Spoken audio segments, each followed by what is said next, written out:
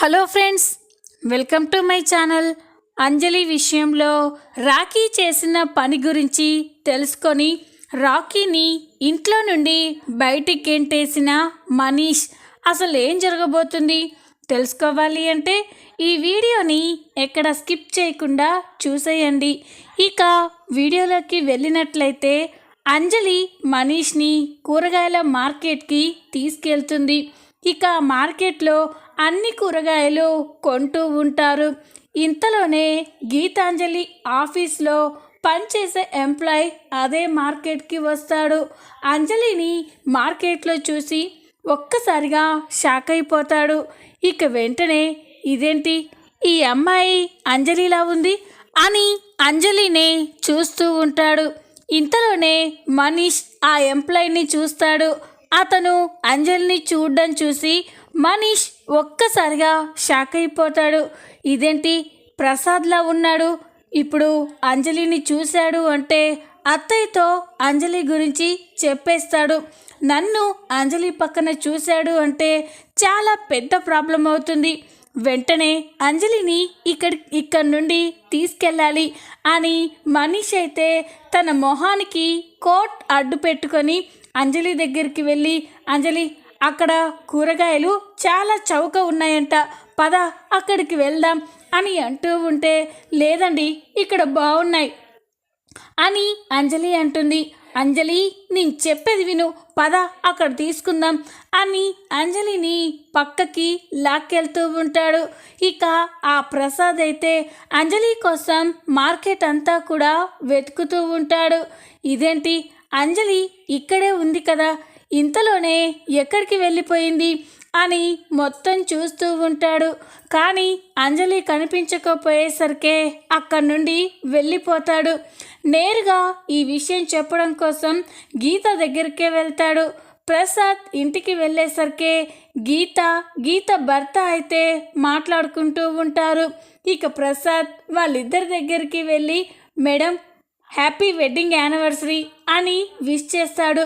అది విని ఇక ఇద్దరు కూడా చాలా థ్యాంక్స్ ప్రసాద్ అని చెప్తూ ఉంటే, ఇక అప్పుడే ప్రసాద్, మేడం, నేను ఇక్కడికి వచ్చింది మిమ్మల్ని విష్ చేయడానికే కాదు, ఇంకొక ముఖ్యమైన విషయం గురించి మీతో చెప్పడానికి అని అంటాడు. ఇక గీత, ముఖ్యమైన విషయమా, ఏంటి ప్రసాద్, ఆఫీస్కి సంబంధించిందా అని అంటూ ఉంటే, అవును మేడం, మీరు ఎంతగానో వెతుకుతున్నా అంజలి గురించి చెప్పడానికి వచ్చాను అని అనగానే గీత ఒక్కసారిగా షాక్ అయిపోతుంది. ఏంటి ప్రసాద్, అంజలి గురించా, ఏ విషయం అని అనగానే, మేడం, నేను అంజలిని చూశాను అని అంటాడు. అది విని గీత హస్బెండ్ అయితే ఒక్కసారిగా షాక్ అయిపోతారు. ఏంటి ప్రసాద్, నువ్వు చెప్తుంది నిజమా, అంజలి కనిపించిందా, ఎక్కడ కనిపించింది అని అనగానే, ఇందాకే మార్కెట్లో కూరగాయలు తీసుకుంటూ కనిపించింది మేడం అని అనగానే, ఇక గీత, ప్రసాద్, నువ్వు చూసింది అంజలినేనా లేక ఇంకెవరినో చూసావా అని అనగానే, లేదు మేడం, నాకు అంజలి మొహం బాగా గుర్తుంది, 100% నేను చూసిన అమ్మాయి అంజలినే అని అనగానే, మరి అంజలి కనిపించినప్పుడు తనని ఇక్కడికి తీసుకురావాల్సింది కదా, అలాగే ఎలా వదిలేసి వచ్చావు అని గీత కోప్పడుతుంది. నేను కూడా తీసుకొద్దామనే అనుకున్నాను మేడం, కానీ ఉన్నట్టుండి అంత జనంలో అంజలి మిస్ అయిపోయింది అని చెప్పగానే, షటా ప్రసాద్, నేను అంజలి కోసం ఎంత వెతుకుతున్నానో మీకు తెలుసు, అంజలి కనిపించినా కూడా ఎలా వదిలేసావు నువ్వు అని గీత అయితే ప్రసాద్ పైన చాలా సీరియస్ అవుతుంది. సారీ మేడం అని అనగానే, ఇక గీత హస్బెండ్ గీతని కూల్ చేస్తూ, గీత, ఎందుకు అంత టెన్షన్ పడుతున్నావు, ఎన్ని రోజులు అంజలి ఎక్కడో ఉందని అనుకున్నాము, తను దొరకడం చాలా కష్టం అనుకున్నాం, కానీ అంజలి ఇదే సిటీలో ఉంది కదా, పైగా ప్రసాద్ మార్కెట్లో చూశానని చెప్పాడు అంటే అంజలి ఈ సరౌండింగ్స్లోనే ఉందని అర్థమవుతుంది, అంజలిని ఖచ్చితంగా వెతికి పట్టుకోవచ్చు గీతు, నువ్వు టెన్షన్ పడకు అని అనగానే, టెన్షన్ పడకుండా ఎలా ఉండమంటారండి, అంజలి విషయం ఆ మనీష్కి అప్పగించాను, వాడేమో అది పట్టించుకోకుండా తిరుగుతున్నాడు అని అంటూ ఉంటే, గీతు ఆలోచించి గీతు, ఇప్పుడు మనీష్ మన వెడ్డింగ్ యానివర్సరీ ఏర్పాట్లో బిజీగా ఉన్నాడు కదా. పాపం తను మాత్రం ఎన్ని పనులని మెయింటైన్ చేస్తాడు, తన పైన ఎన్ని బాధ్యతలను పెడతారు అని అనగానే ఇక గీత అయితే ఆలోచిస్తూ ఉంటుంది. గీత హస్బెండ్ గీతని కూల్ చేస్తూ, గీతు ఇంకా ఆ అంజలిని నీ ముందుకు తీసుకురావడానికి 2 రోజులు టైం ఉంది. ఖచ్చితంగా మనీష్ అంజలిని నీ ముందుకి తీసుకొస్తాడు అని చెప్పగానే ఇక గీత కూడా ఆలోచిస్తూ ఉంటుంది. అప్పుడే గీత హస్బెండ్, కమాన్ గీతు, ఈ మూడ్ ఆఫ్ నుండి బయటికి వచ్చాయి. ఈరోజు మనకి ఎంత స్పెషల్ డేనో నీకు గుర్తుంది కదా. ఇది మన పెళ్లి రోజు. వెళ్ళి రెడీ అవు గీత, ఇంటి దగ్గర అందరూ మన కోసం వెయిట్ చేస్తూ ఉంటారు, వెళ్ళి గీత అని చెప్పగానే ఇక గీత అయితే నవ్వుతూ రెడీ అవ్వడానికి వెళ్తుంది. ఇక అందరూ కూడా వెడ్డింగ్ యానివర్సరీ సెలబ్రేట్ చేసుకోవడం కోసం రాజారావు ఇంటికి బయలుదేరడానికి రెడీ అవుతూ ఉంటారు. మరో పక్క రాజారావు ఇంటి దగ్గర గీత వాళ్ళ వెడ్డింగ్ యానివర్సరీకి మనీష్ చాలా గొప్పగా ఏర్పాట్లు చేస్తూ ఉంటాడు. అందరికీ అన్ని పనులు అప్పచెప్తూ ఫంక్షన్కి ఎలాంటి లోటు లేకుండా మనీష్ మేనేజ్ చేస్తూ ఉంటాడు. మరో పక్క అంజలి అయితే ఫంక్షన్కి కావలసిన వెరైటీ వంటకాలు సాంప్రదాయ పద్ధతిలో తనే స్వయంగా తన చేతులతో కష్టపడి వంట చేస్తూ ఉంటుంది. అప్పుడే ఇక అక్కడికి వచ్చిన రాజారావు, అమ్మ అంజలి, నిన్నిలా చూడలేకపోతున్నానమ్మా. ఉదయం నుండి చాలా పనులు చేస్తున్నావు, చెప్తే వినకుండా ఈ వంటల పని కూడా నేనెత్తినే వేసుకున్నావు అని అంటూ ఉంటే, పర్వాలేదు తాతయ్య, నాకు వంట చేయడం అంటే చాలా ఇష్టం. మనం చేసే వంట నలుగురు తృప్తిగా తిని చాలా రుచిగా ఉందని చెప్తే అంతకంటే ఇంకేం కావాలి తాతయ్య. మీరేమీ బాధపడకండి, ఇంకా సేపట్లో ఈ వంట చేసుడు అయిపోతుంది అని అనగానే ఇక రాజారావు, సరే తల్లి, నువ్వు ఇంత ఇష్టంగా చేస్తూ ఉంటే నేనెందుకు కాదంటాను అని రాజారావు అంటూ ఉంటాడు. అంజలి వంట చేస్తూ ఉంటే అప్పుడే రాకీ అక్కడికి వచ్చి అంజలిని చెడు దృష్టితో చూస్తూ ఉంటారు. అంజలి వంట చేస్తూ చాలా కష్టపడుతూ ఉంటుంది. అంజలిని అలా చూసి రాకీ అయితే మనసులో అనుకుంటూ ఉంటాడు, ఈ అంజలి ఎంత జిడ్డుగా ఉన్నా, తను ఎంత పని చేస్తున్నా కూడా తన బ్యూటీ ఇంకా ఇంకా పెరిగిపోతుందే కానీ ఏమాత్రం కూడా తగ్గడం లేదు. ఇక నేను ఉండలేను, అంజలిని ఎలాగైనా నా సొంతం చేసుకోవాలి, అది ఈరోజే జరిగిపోవాలి అని రాకీ అయితే ఆలోచిస్తూ ఉంటాడు. ఇంతలోనే గీత కుటుంబం మొత్తం కూడా యానివర్సరీ ఫంక్షన్ సెలబ్రేట్ చేసుకోవడం కోసం రాజారావు ఇంటికి వస్తారు. గీత వాళ్ళు రాగానే రాజారావు, మనీష్, రాకీ అందరూ కూడా వాళ్ళని రిసీవ్ చేసుకొని వెడ్డింగ్ యానివర్సరీకి విషెస్ చెప్తూ ఉంటారు. అందరూ కూడా చాలా సరదాగా హ్యాపీగా ఉంటారు. ఇక రాజారావు, అమ్మ లోపల మీ అమ్మ మీకోసం ఎదురు చూస్తుందమ్మా, వెళ్ళండి అని అనగానే అలాగే నాన్న అని గీత అయితే వాళ్ళ అమ్మ దగ్గరికి వెళ్తుంది. మరో పక్క రాజారావు మనీష్తో చాలా సంతోషంగా మాట్లాడుతూ, రే మనవడా, నాకు ఈ సంతోషాన్ని చూడ్డానికి 2 కళ్ళు చాలడం లేదురా. నా కూతురు పెళ్లి రోజు జరుపుకోవడానికి నా ఇంటికి వచ్చింది. ఇప్పుడు నా కూతురు, నా కొడుకు, నా మనుమన్లు, నా మనవరాన్లు అందరూ నా కళ్ళ ముందే ఉన్నారు. నేను చాలా సంతోషంగా ఉన్నానురా మనవడా అని రాజారావు అంటూ ఉంటే, ఉంటావు, బాధ్యత అంతా, టెన్షన్ అంతా నా నెత్తిన పెట్టి నువ్వు సంతోషంగా ఉండకుండా ఎలా ఉంటావు మరి అని అనగానే, ఏంట్రా ఏం మాట్లాడుతున్నావు, నేను ఇంత సంతోషంగా మాట్లాడుతుంటే నువ్వేంట్రా మొహం అదోలా పెట్టావు అని అంటూ ఉంటే, ఏంటి తాతయ్య, నువ్వు మర్చిపోయావా, అంజలిని అత్తయ్య కానీ చూస్తే అప్పుడు పరిస్థితి ఏంటి, అంజలిని ఈ ఫంక్షన్ అయిపోయేంత వరకు అత్తయ్యకి ఎదురు పడకుండా ఎలా మేనేజ్ చేయాలి, నాకేం అర్థం కావట్లేదు. అత్తయ్య కానీ అంజలిని చూసింది అంటే మనల్ని ఎప్పటికీ క్షమించదు అని అంటూ ఉంటే ఇక రాజారావు, రే అదంతా చూసుకోవడానికి నువ్వున్నావు కదరా, నువ్వుండగా నాకెందుకు టెన్షన్ చెప్పు, ఎలాగైనా అంజలిని గీత కంట పడకుండా నువ్వే చూసుకుంటావు, చూసుకోరా అని చెప్పగానే తాతయ్య అని అంటూ ఉంటే నీ మీద నాకు నమ్మకం ఉందిరా అని రాజారావు నవ్వుకుంటూ అక్కడి నుండి వెళ్ళిపోతాడు. రాజారావు అక్కడి నుండి వెళ్ళిపోతూ అక్కడే ఇక వంట చేస్తున్న అంజలిని చూసి చాలా ఎమోషనల్గా బాధపడుతూ ఉంటారు. తన మనమన్లు మనవరాన్లు ఇంట్లో సంతోషంగా నవ్వుకుంటూ ఉంటే అంజలి మాత్రం వంట చేస్తూ చాలా కష్టపడుతూ ఉంటుంది. అది చూసి రాజారావు చాలా బాధపడతారు. నన్ను క్షమించమ్మా అంజలి, అందరూ నా మనవరాన్లతో సమానం, నువ్వు కూడా. ఈ నిజానికి చెప్పాలంటే ఇంటికి పెద్ద మనవరాలివి నువ్వే. అలాంటి నీకు ఎలాంటి సంతోషం లేకుండా ఇంట్లో ఒక పని మనిషి హోదా కల్పించి నిన్నింతలా బాధ పెడుతున్నాను. లేదమ్మా, ఈ ఫంక్షన్లో నువ్వు కూడా యువరాణిలా ఉండాలి, నా మనవరాళ్ళతో సహా నువ్వు కూడా అందంగా కనిపించాలి అని రాజారావు అయితే అంజలి దగ్గరికి వెళ్తాడు.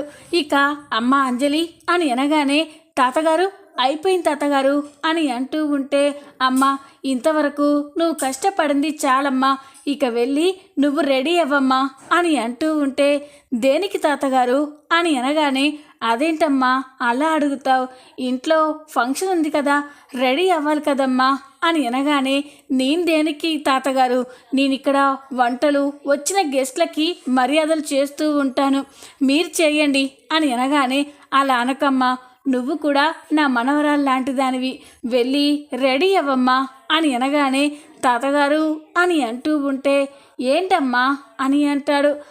అదే తాతగారు, నాకు ఫంక్షన్కి వేసుకోవడానికి ఒక్క మంచి డ్రెస్ కూడా లేదు అని అనగానే ఇక రాజారావు అదేంటమ్మా, నువ్వు మొన్న ఒక చీర తీసుకున్నాం కదా, ఆ చీర కట్టుకోమ్మా అని అనగానే ఇక అంజలి అయితే తాతగారు అని అనగానే అవునమ్మా వెళ్ళి ఆ చీర కట్టుకో అని చెప్తాడు. ఇక అంజలి సరే తాతగారు అని చెప్పి తన డ్రెస్ చేంజ్ చేసుకోవడం కోసం వెళ్తూ ఉంటుంది. ఇదంతా చూసిన రాఖీకి ఇక ఒక ఆలోచన వస్తుంది. ఎస్, అంజలిని నా సొంతం చేసుకోవడానికి ఇంతకంటే మంచి మార్గం లేదు. అంజలిని డబ్బుతోనో ప్రేమతోనో పొగడ్లతోనో పడేయాలి అనుకున్నాను, కానీ ఈ బ్యూటీ దేనికి లొంగడం లేదు. అందుకే డిఫరెంట్ బ్యూటీకి డిఫరెంట్ ఫార్ములాని యూజ్ చేయక తప్పడం లేదు అని చెప్పి రాకీ అయితే చాలా నీచంగా ఆలోచిస్తూ ఉంటాడు. ఒక రిమోట్ కార్ తీసుకొని ఆ కార్కి ఒక కెమెరాని సెట్ చేసి అంజలి గదిలోకి పంపిస్తాడు. ఇక అంజలి గదిలోకి వెళ్ళి ఒక చోట అడ్జస్ట్ చేస్తాడు. ఇక ఆ ప్లేస్లో ఉంటే అంజలి ఏం చేసేది మొత్తం కూడా తనకి కనిపిస్తుంది అని రాఖీ అయితే తప్పుగా ఆలోచిస్తూ ఉంటాడు. కాసేపటి తర్వాత అంజలి రాజారావు చెప్పినట్టుగానే చీర కట్టుకోవడం కోసం తన గదిలోకి వెళ్తుంది. తన గదిలోకి వెళ్ళి అంజలి డ్రెస్ చేంజ్ చేసుకుంటూ ఉంటుంది. అదంతా కూడా రాఖీ అయితే తన దగ్గర ఉన్న ఫోన్లో చూస్తూ ఉంటాడు. ఇంతలోనే మనీష్ రాఖీ కోసం వెతుకుతూ ఉంటాడు. ఈ రాఖీ గాడు ఎక్కడికి వెళ్ళారు, వాడికి ఆ క్యాటరింగ్ పనులు ఆ లైటింగ్ పనులు అప్పచెప్పాను, వీడు ఏ పని చెప్పినా కూడా ఇలాగే చేస్తాడు అని మనీష్ అయితే రాఖీ కోసం వెతుకుతూ ఉంటాడు.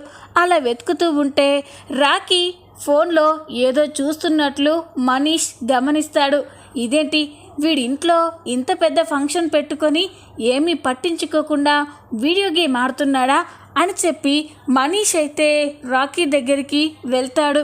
వెనకాల నుండి రాఖీ ఏం చేస్తున్నాడని చూస్తూ ఉంటాడు. అంజలి డ్రెస్ చేంజ్ చేసుకోవడం మొత్తం కనిపిస్తూ ఉండడం చూసి మనీష్ ఒక్కసారిగా షాక్ అయిపోతాడు. రాఖీ తప్పుడు దృష్టితో అంజలిని చూస్తున్నాడు అని మనీష్కి అర్థమైపోతుంది. ఇక కోపంగా రాఖీ అని పిలవగానే రాఖీ ఒక్కసారిగా షాక్ అయిపోతాడు. తన చేతిలో ఉన్న ఆ ఫోన్ని కింద పడేస్తాడు. మనీష్ని అక్కడ చూసి రాఖీ అయితే స్టన్ అయిపోయి చూస్తూ ఉంటాడు. ఇక మనీష్ ఏం చేస్తున్నావురా, ఇక్కడేం చేస్తున్నావు అని అనగానే ఇక రాఖీ ఏం లేదన్నయ్య, ఏం లేదు, ఒక ఇంపార్టెంట్ కాల్ వస్తే మాట్లాడుతున్నాను అంతే అన్నయ్య అంతే అని అనగానే ఇక మనీష్కి చాలా కోపం వస్తుంది. ఇంపార్టెంట్ కాల్ మాట్లాడుతున్నావా ఏంట్రా, అసలు నువ్వు రోజు రోజుకి ఎందుకు ఇంతలా దిగజారిపోతున్నావు? అమ్మాయిలతో ఫోన్లో మాట్లాడుతూ ఉంటే ఏదో టైంపాస్కి చేస్తున్నావు అనుకున్నాను, కానీ అమాయకురాలైన అంజలి తన గదిలో డ్రెస్ చేంజ్ చేసుకుంటూ ఉంటే నువ్వు వీడియో తీయడమేంట్రా అని అనగానే రాకీ ఒక్కసారిగా షాక్ అయిపోతాడు. అన్నయ్య అది అని అంటూ ఉంటే ఇక మనీష్ నోర్మి, ఒక ఆడపిల్ల విషయంలో ఇలాగే నార ప్రవర్తించేది? నువ్వు చదువుకున్న చదువు, సంస్కారం, మన అమ్మా నాన్నలు మనల్ని పెంచింది ఇలాగేనారా అని అనగానే ఇక రాకీ అయితే చూస్తూ ఉంటాడు. నీలాంటి వాడు ఇంట్లో ఉంటే ఆడపిల్లలకి చాలా ప్రమాదం.